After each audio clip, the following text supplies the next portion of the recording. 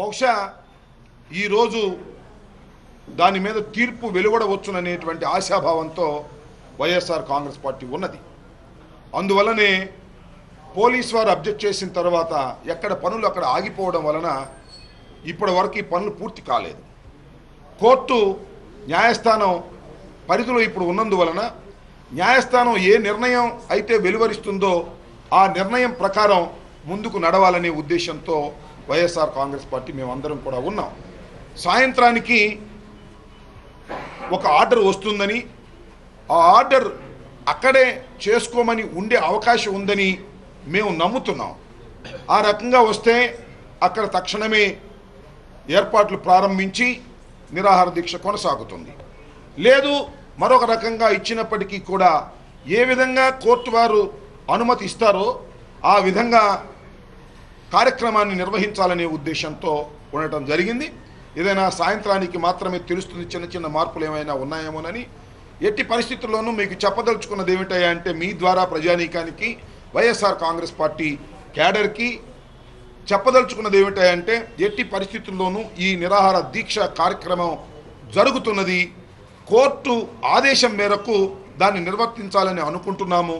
Court నుంచి వెలువడిన తరువాత ఈ కార్యక్రమంలో మేము నిమగ్నమై ఉంటామని మనవి చేస్తూ దీన్ని ప్రజలు కార్యకర్తలు గమనించవలసిందిగా మేము కోరుతున్నాం. మీరు ఒక ప్రశ్న అడగవచ్చు, రేపు జరుగుతుందా లేదా అనేది.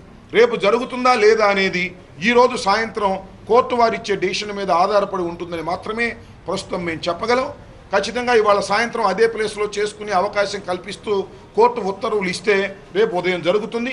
ఏమైనా చిన్న చిన్న మార్పులు చేసుకోవాల్సి వస్తే చిన్న చిన్న మార్పులు చేసుకోవడానికి కావలసినటువంటి వ్యవధిని తీసుకొని తప్పనిసరిగా గుంటూరు వేదికగానే జగన్మోహన్ రెడ్డి గారి నిరాహార దీక్ష కొనసాగుతుంది అనేది మాత్రం చాలా స్పష్టంగా ఈ సందర్భంలో చెప్పదలుచుకున్నాం.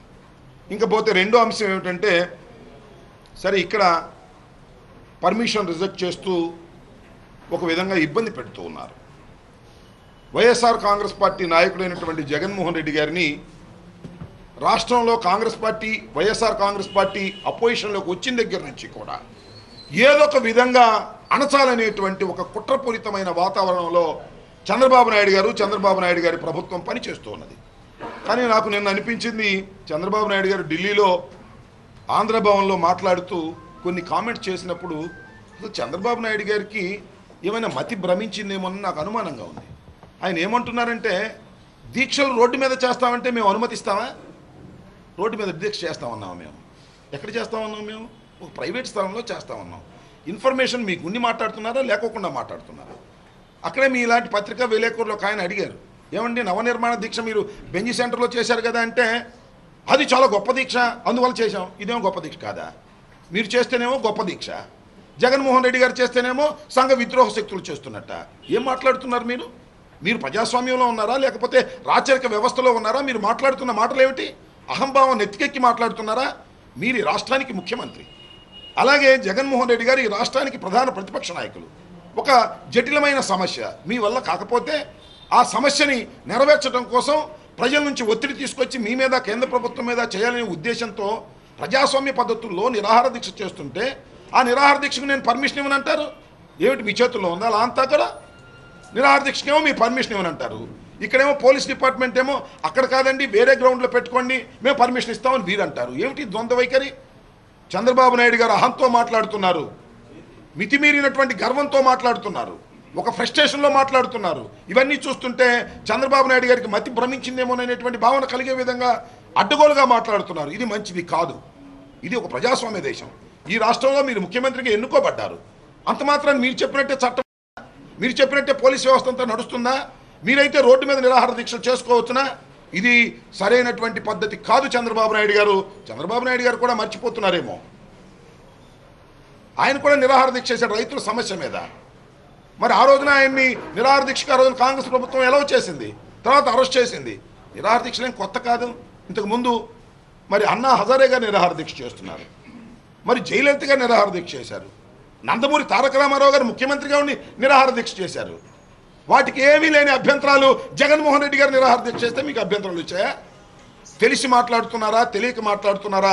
గౌరవ ముఖ్యమంత్రి గారు ఒకసారి ఆలోచన చేసుకోండి, అహాన్ని వీడండి. ఈ రాష్ట్ర ముఖ్యమంత్రిగా వ్యవహరించే తీరులో చట్టబద్ధమైన వ్యక్తిగా వ్యవహరించే తీరులో వ్యవహరించాలి తప్ప మీరేదో మీ ఇష్టం వచ్చినట్టు పోలీసు వ్యవస్థను ఉపయోగించి అణచాలని ప్రయత్నం చేస్తే మూల్యం చెల్లించక తప్పదు. చంద్రబాబు నాయుడు గారు, మీరేమి శాశ్వతం కాదు ఈ రాష్ట్రానికి. ఈ రాష్ట్రానికి మీకన్నా గొప్పవాళ్ళు చాలామంది ముఖ్యమంత్రులు చేశారు, మీరు ముఖ్యమంత్రిగా చేశారు. ఈ ముఖ్యమంత్రి స్థానం మీకు శాశ్వతంగా ఉంటుందని మీరు అనుకోకండి, మీరు రాచరిక వ్యవస్థలో ఉన్నామని అనుకోకండి. ధర్మంగా, న్యాయంగా ఆలోచించండి. ఒక చట్టబద్ధమైనటువంటి వ్యవస్థలో, చట్టబద్ధమైనటువంటి రీతిలో నిరాహార దీక్ష, ఇండిఫినిట్ నిరాహార దీక్ష చేస్తుంటే ఇన్ని ఇబ్బందులు పెడతారా జగన్మోహన్ రెడ్డి గారిని? మొన్న తిరుమల యూనివర్సిటీకి వెళుతుంటే, వెంకటేశ్వర యూనివర్సిటీకి వెళుతుంటే అక్కడ ఆంక్షలు పెట్టారు. అలాగే ఆంధ్ర యూనివర్సిటీకి వెళుతుంటే అక్కడ ఆంక్షలు పెట్టారు. అదే ఆంధ్ర యూనివర్సిటీలో నేను నిన్న కనుక్కున్నాను, అదే ఆంధ్ర యూనివర్సిటీలో లోకేష్ గారు పుట్టినరోజు పండుగలు చేశారట. అదే ఆంధ్ర యూనివర్సిటీలో, అదే తెలుగుదేశం పార్టీ మెంబర్షిప్ డ్రైవ్ చేశారట. దానికైతే రాజకీయాలు కావు. జగన్మోహన్ రెడ్డి గారు మాత్రం ప్రత్యేక హోదా గురించి విద్యార్థులను ఉద్దేశించి ప్రసంగిస్తారంటే అది రాజకీయం అవుతుందా? ఈ విధంగా అప్రజాస్వామికంగా చంద్రబాబు నాయుడు గారు ప్రవర్తిస్తున్నారు. ఇది ప్రజాస్వామ్యంలో సరైనటువంటి పద్ధతి కాదు. దయచేసి ఆత్మవిమర్శ చేసుకొని సక్రమమైన పద్ధతుల్లో మెలగవలసిందిగా ప్రభుత్వానికి విజ్ఞప్తి చేస్తున్నాం. అలా కాకపోయినట్లయితే తప్పనిసరిగా మూల్యం చెల్లించక మీరు తప్పదనే విషయాన్ని కూడా గమనించవలసిందిగా కోరుతున్నాం.